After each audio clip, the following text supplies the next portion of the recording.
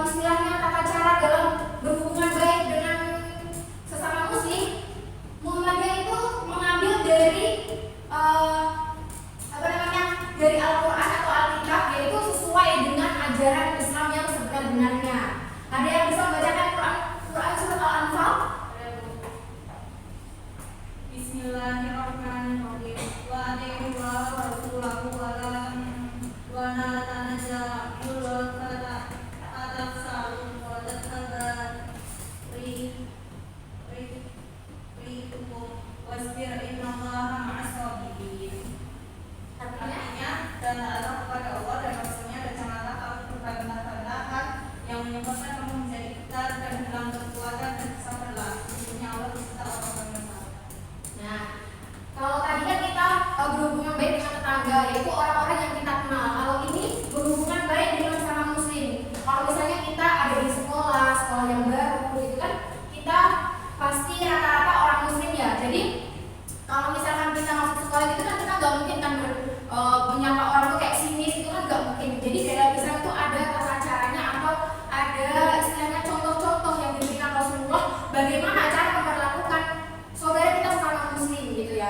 Jadi contoh-contohnya itu seperti menyapa, terus memberikan salam ketika bertemu, terus habis itu menanyakan nama, kayak nama kamu siapa sih gitu, tapi dengan cara yang ramah dan sopan. Jadinya kita memberikan gambaran baik ketika melakukan pengenalan gitu, apalagi waktu pertama kali gitu.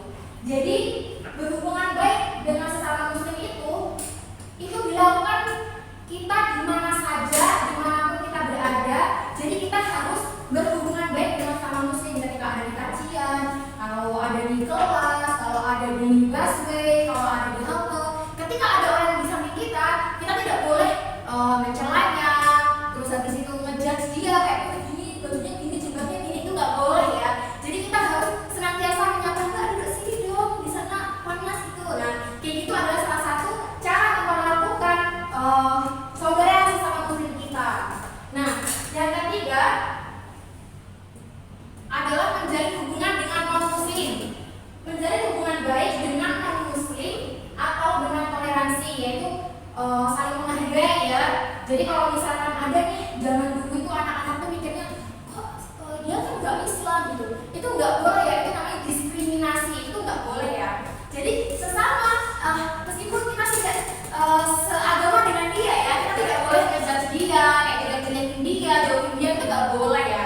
Jadi kita harus tetap bersenantiasa itu berhubungan baik dengan dia gitu. Kalau misalkan nih kalau ada anak yang di sekolah negeri itu kan ada Hindu, ada Buddha, ada Kristen, ada Katolik ya. Nah itu kan kita nggak boleh dong kayak itu, aku nggak mau dong duduk di sini sama orang Kristen, nggak boleh ya, itu nggak boleh.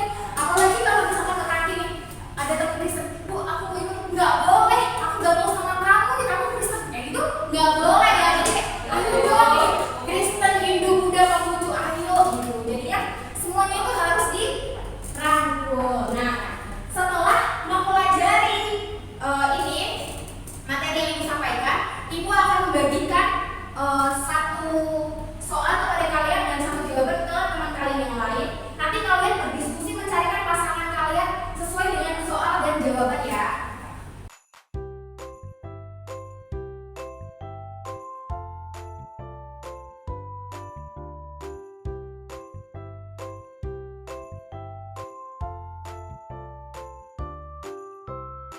Kasih waktu 1 menit untuk mencari pasangan kalian masing-masing.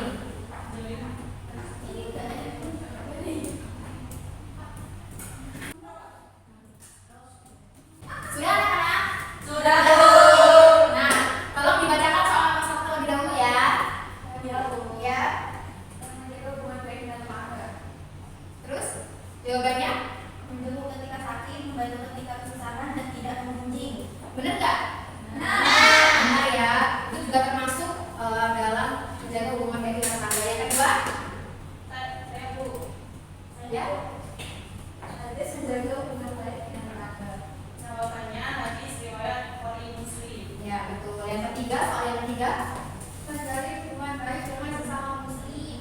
menjalin hubungan baik dengan sesama muslim. Jawabannya? Menghindari perselisihan, saling memaafkan, memberi salam dan menolong. Nah, tolong menolong ya. Tadi nomor berapa? Nomor 4. Menjalin hubungan dengan non-muslim. Toleransi, saling menghormati dan menghargai. Ya, toleransi. Terus? Menerima sikap menolong yang tidak boleh dilakukan dengan muslim yang berhubungan dengan akidah atau ibadah. Ya, ibadah masuk atau akidah itu maksudnya apa? Yang sia-sia. Ya, benar. Nah, setelah mempelajari materi hari ini, adakah yang bisa memberikan kesimpulan? Yang pertama apa? Apa? Persaudaraan sama muslim dalam sebuah ibadah kita benar seperti bangunan satu sama lain saling menguatkan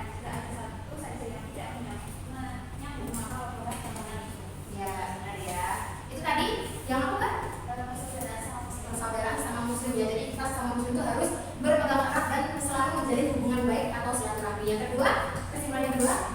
Langgar dalam hubungan istimewa kita, disitu tambah siapa kita keluarga yang kemudian dan hubungan sikap baik dan kelancaran hubungan tangga serta kasihnya satu kasih saudara. Nah benar ya, menjadi hubungan baik dengan tetangga. Yang ketiga, Hubungan dengan berbeda keyakinan atau agama diperbolehkan dalam Islam hanya sebatas tolong menolong bersama di bidang sosial maupun muslim. nah jadinya berteman atau berhubungan baik dengan non muslim adalah Boleh. Nah, sekian dari materi yang ibu sampaikan. Semoga kita selalu berhubungan baik dengan tetangga, gak jutaan ya. Jadi gak kemarahan gitu, kalau ada kesalahan silahkan dimaafkan dengan lapang dada ya. Terus yang kedua, kita harus saling menyapa